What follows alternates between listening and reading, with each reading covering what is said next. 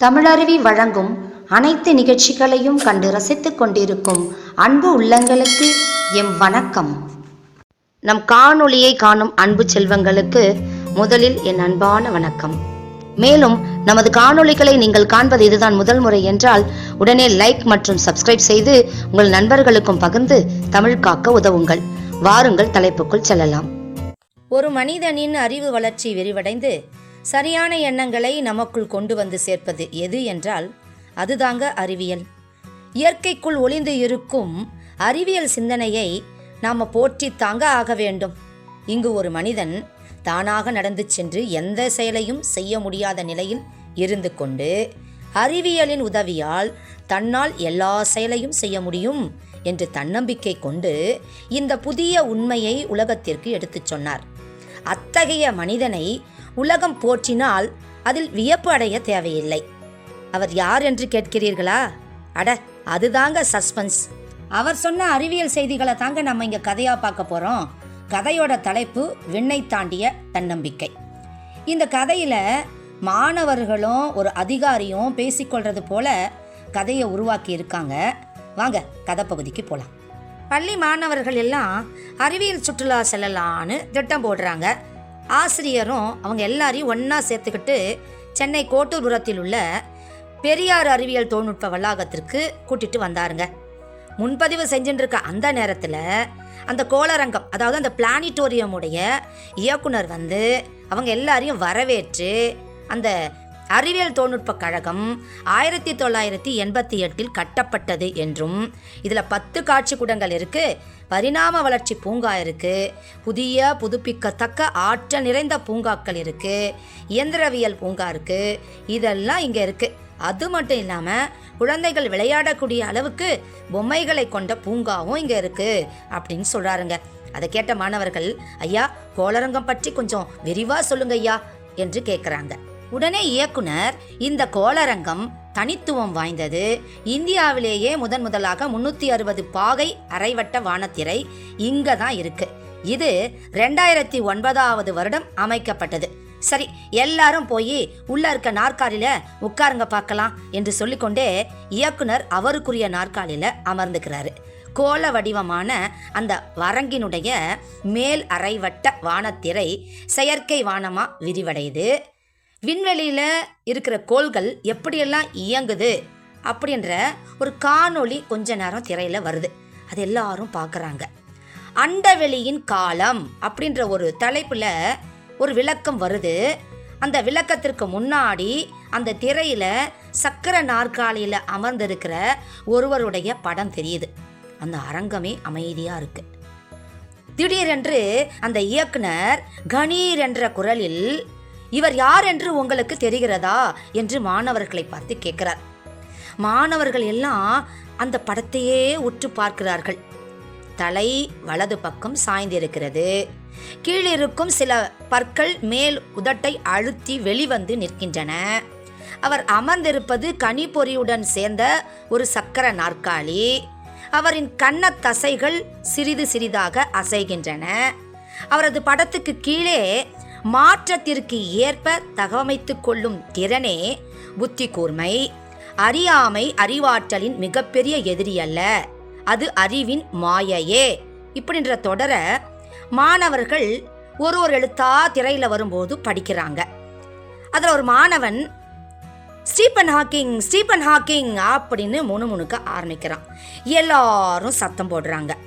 உடனே இயக்குனர், ஆமா நீங்க பார்த்து கொண்டிருப்பவர் தற்காலத்துல ஐன்ஸ்டைன் சொல்ற அந்த ஸ்டீபன் ஹாக்கிங்கே தான் அப்படின்னு சொல்றாங்க. உடனே மாணவர்கள்லாம் அவர் தோற்றத்தை பார்த்து, அவர் ஏன் இப்படி ஆனாரு, அவரை பத்தி சொல்லுங்களேன் என்று தொடர்ந்து கேள்வியை கேட்டுக்கிட்டே இருக்கிறாங்க.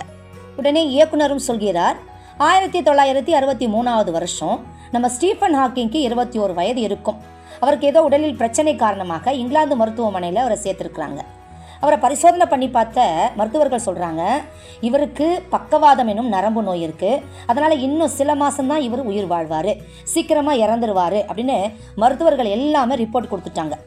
அந்த ரிப்போர்ட்டை பார்த்து கொஞ்சம் கூட மனத்தளர்ச்சி அடையாத நம்முடைய ஸ்டீபன் ஹாக்கிங் இந்த மருத்துவ உலகமே மிரண்டு போகிற மாதிரி இன்னும் 53 வருஷம் உயிரோட வாழ்ந்திருக்கிறாரு. 1985 வருஷம் மூச்சு குழாய் தடங்கல் ஏற்பட்டு பேசுகிற சக்தியை இழந்துட்டார். கடைசியாக அவருக்கு இருந்தது அந்த கண்ணத்தசை அசைவு, கண் சிமிட்டல் மட்டும்தானா. உடலில் இருக்க மற்ற எல்லா உறுப்புகளும் செயலிழந்து போச்சான். அந்த கண்ணத்தசை அசைவு மூலமாக தான் தன்னுடைய மனசில் இருக்க எல்லா கருத்துக்களையும் கணினியில் தட்டச்சு செய்து வெளிப்படுத்தினாராம். அவருடைய ஆய்வுக்கு பெரும் துணையாக இருந்தது இந்த செயற்கை நுண்ணறிவு கணினி என்று சொல்லப்படுது. உடனே மாணவர்கள் ஸ்டீஃபன் ஹாக்கிங்கோட ஆராய்ச்சி முடிவு எப்படி அமைஞ்சது அப்படின்னு கேட்க ஆரம்பிச்சிட்டாங்க. உடனே நமது இயக்குனரும் அதை பற்றி விரிவாக சொல்ல விரும்புகிறார். நமது ஸ்டீஃபன் ஹாக்கிங்கின் ஆராய்ச்சியில் மிகவும் முக்கியமானது பேரண்ட பெருவெடிப்பு கருந்துளைகள் பற்றிய செய்திகள். இந்த பேரண்டம், அதாவது இந்த உலகமானது பெரும் வெடிப்பினால் உருவானது. இதற்கான சான்றுகள் எல்லாம் கணிதவியல் அடிப்படையில் விளக்கி இருக்கிறார் இவர். இதைத்தான் பிக் பேங் தியரி என்று சொல்லுவார்கள். இவருக்கு கடவுள் மீது சுத்தமாக நம்பிக்கையே இல்லை. இந்த பூமியின் படைப்பில் கடவுள்னு ஒருத்தர் பின்னாடி இருந்தார்னு சொல்கிறத நான் நம்ப மாட்டேன். இந்த பிரபஞ்சம், அதாவது இந்த உலகம் இயங்கக்கூடிய ஆற்றலாக கடவுள் அப்படின்னு ஒருத்தர் இருக்கிறதா யாருமே நம்பாதீங்க என்றும் அவர் சொன்னாராம். அடுத்து பிளாக் ஹோல் என்று சொல்லப்படும் கருந்துளை பற்றிய செய்தியை சொல்கிறாரு. நம்முடைய பால் வீதியில் இந்த பெரிய உலகமான இந்த விண் உலகத்தில் கோடிக்கணக்கான விண்மீன்கள், நட்சத்திரங்கள் எல்லாம் ஒளி வீசி கொண்டு இருக்கின்றன. அதில் சூரியனும் ஒன்று. அந்த விண்மீனோட ஆயுள் கால முடிவில், அதாவது நட்சத்திரத்தோட ஆயுள் கால முடிவில் உள்நோக்கிய ஈர்ப்பு விசையானது கூடிக்கொண்டே இருப்பதால் விண்மீன் சுருங்க தொடங்குது.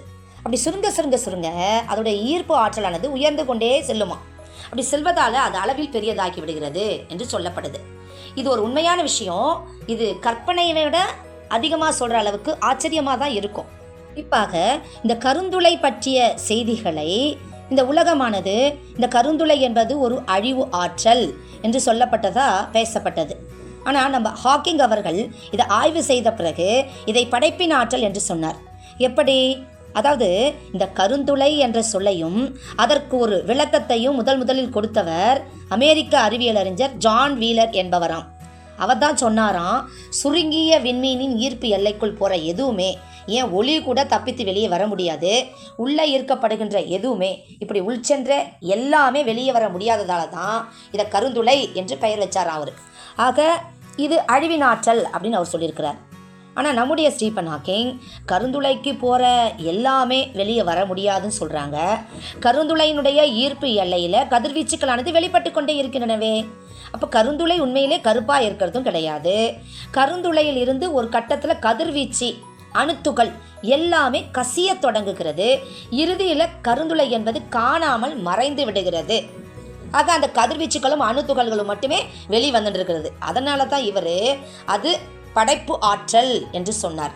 கருந்துளை அழிந்துவிடும், ஆனால் அதனால் வர ஆற்றல் எல்லாம் வெளிவந்துட்டு இருக்குதுல்ல, அதனால் இது படைப்பின் ஆற்றல் தான் அப்படின்ற ஒரு செய்தியை சொல்லியிருக்கிறார். இவருடைய இந்த ஆராய்ச்சியை தான் ஹாக்கிங் கதிர்வீச்சு என்று சொல்கிறாங்க. உடனே மாணவர்கள் எல்லாம், ஐயா யாரெல்லாம் ஸ்டீஃபன் ஹாக்கிங்கோட முன்னோடியாக இருந்தாங்க? உடனே இயக்குனர் சொல்கிறாரு, அறிவியல் அறிஞர் ஐன்ஸ்டனோ நியூட்டனோ ஸ்டீஃபன் ஹாக்கிங்கோட முன்னோடிகளாம். அதாவது நியூட்டன் என்பவர் கேம்பிரிட்ஜ் பல்கலைக்கழகத்தில் லூகாசியன் என்னும் மொழிக்கு பேராசிரியராக இருந்திருக்கிறார். அப்படிப்பட்ட அந்த மதிப்பு மிகுந்த அற்புதமான பதவியை நம்ம ஸ்டீஃபன் ஹாக்கிங்கும் பெற்றிருக்கிறாரு அப்படின்னு சொல்கிறாங்க. இது முதல் ஒற்றுமை. அடுத்தது ஐன்ஸ்டன் என்ன சொல்கிறாருன்னா, ஈர்ப்பலைகள் குறித்த முடிவுகளை சொல்கிறார். ஈர்ப்பலைகள்னா கருந்துளை என்பதை தான் இவர் ஈர்ப்பலை என்னும் பெயரில் சொல்கிறார். அதை ஒரு கணித கோட்பாடாக அவர் சொல்கிறார். யார்? ஐன்ஸ்டன் சொல்கிறாரு. E=mc² அப்படின்னு சொல்கிறாரு. அது யாருக்குமே புரியல மக்களுக்கு. அதுக்கப்புறமா 100 வருஷத்துக்கு பின்னாடி வந்தவர் தான் நம்ம ஸ்டீஃபன் ஹாக்கிங்.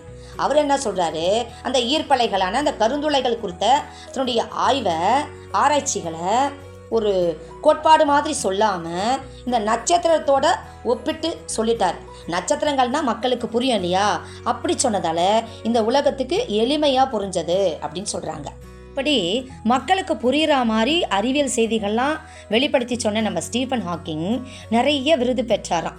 இந்த விருதே இவர் வாங்கினதால ரொம்ப சந்தோஷப்படுதுன்னு ரொம்ப அற்புதமாக சொல்கிறாங்க.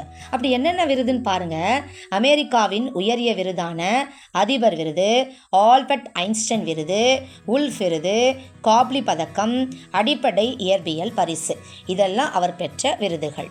நமது ஸ்டீஃபன் ஹாக்கிங் கலீலியோ எனும் அறிவியல் அறிஞருடைய இறந்த நாளில் பிறந்து, ஐன்ஸ்டைன் என்பவருடைய பிறந்த நாளில் இறந்து, அதாவது அறிவியலை பொறுத்தவரை ஒரு செயலானது தற்செயலாக இருக்கலாம், ஆனால் அந்த தற்செயலில் கூட ஒரு ஒற்றுமை இருக்குது பாருங்கள். இந்த 3 பேருமே அறிவியல் அறிஞர்கள் தான். இவங்க 3 பேருமே அவங்கவுங்க காலத்தில் பேரண்டத்தை பற்றி ஆராய்ச்சி பண்ணவங்க அப்படின்ற ஒரு செய்தியை ரொம்ப அழகாக இங்கே சொல்கிறாங்க. நம்ம ஹாக்கிங்க்கு துணிச்சல், மன உறுதி, அறிவாற்றல், நகைச்சுவை உணர்வு, இது எல்லாமே நம்ம உலக மக்கள் எல்லாருக்குமே ரொம்ப பிடிச்சமானதாக இருக்கும். அது மட்டும் இல்லாமல் நம்ம ஸ்டீஃபன் ஹாக்கிங் கடவுள் நம்பிக்கையை சுத்தமாக வெறுக்கிறாருங்க. அதாவது அவர் சொல்கிறாரு, தலைவிதி தான் வாழ்க்கையை தீர்மானிக்கிறது என்று. நம்புறவங்களை பார்த்தா எனக்கு சிரிப்பு தான் வருது. விதிதான் தீர்மானிக்கிறது என்றால் சாலையை கடக்கும் போது ஏன் 2 பக்கமும் பார்த்து கடக்கிறார்கள்? பார்க்காமலேயே செல்ல வேண்டியது தானே என்று நகைச்சுவையோடு சொன்னாராம். அது மட்டும் இல்லாமல் அவருடைய வாழ்க்கையில் நிறைய சந்தோஷமான விஷயங்களை அவர் அனுபவிச்சிருக்கிறாரு. 2012 வருஷம் பாரா ஒலிம்பிக் போட்டி நடந்திருக்குது. அந்த போட்டியை போய் ஒரு தொடங்கி வச்சு தொடக்க விழா நாயகர் என்ற சிறப்பு பெயர் அவர் பெற்றாராம்.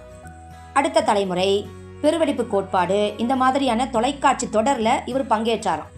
சூடான காற்று நிரம்பிய பலூனில் வானத்தில் பறந்து போய் தன்னுடைய 60வது பிறந்த நாளில் கொண்டாடினாராம்.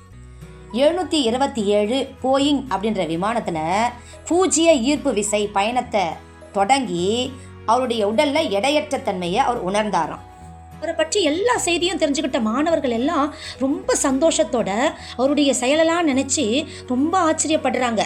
அப்போ இயக்குனர் சொல்கிறாரு, அவர் அறிவியல் உலகத்தில் மட்டும் கிடையாது, சமூக உளவியல் அடிப்படையிலும் தன்னம்பிக்கையின் சிகரமாக விளங்கியவர் தான் நம்ம ஸ்டீஃபன் ஹாக்கிங். அவர் அறிவு தேடலில் உடல் உள்ள தடைகளை எல்லாம் தகர்த்து எறிந்த ஒரு மாமேதை. அவரை பற்றிய குறும்படத்தை நம்ம இப்போ இந்த திரையில் பார்க்கலாமா அப்படின்னு கேட்குறாரு.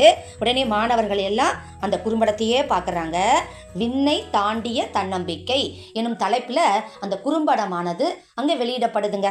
இந்த கதையில் சொல்லப்படும் முக்கியமான கருத்து என்னவென்றால், ஒரு மனிதனுக்கு உடலில் ஏற்பட்ட உறுப்பு இழப்போ அல்லது ஊனமோ குறை கிடையாது.